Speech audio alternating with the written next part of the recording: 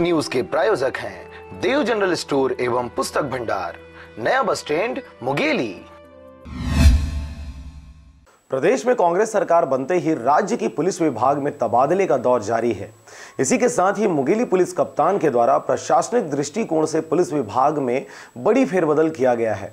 जिला पुलिस विभाग द्वारा जारी किए गए इस नए आदेश के अनुसार 5 टीआई, 5 एसआई और 2 एएसआई का ट्रांसफर किया गया है, जिसमें से मुख्य रूप से टीआई एलपी पटेल को मुंगेली सिटी कोतवाली प्रभारी बनाया गया है और सिटी कोतवाली प्रभारी आशीष अरोरा को फास्टरपुर थाना प्रभारी बनाया गया है। इसी के साथ ही टीआई आनंद राम को पथरिया थाना प्रभारी, टीआई केशव नारायण आदित्य को जरहागांव थाना प्रभारी, टीआई कविता धुर्वे को लोरमी थाना प्रभारी, एसआई मनीष चंद्र नागर को सरगांव थाना प्रभारी, एसआई चिंतामणि मालाकार को चिल्फी चौकी प्रभारी, एसआई सुमिता यादव को खुड़िया चौकी प्रभारी बनाया गया है और एसआई शिव कुमार कोसरिया को रक्षित केंद्र मुंगेली, एसआई जय कुमार राठौर को लोरमी थाना, एएसआई यशवंत राठौर को पथरिया थाना, एएसआई शत्रुघ्न खुटे को यातायात शाखा मुंगेली भेजा गया है।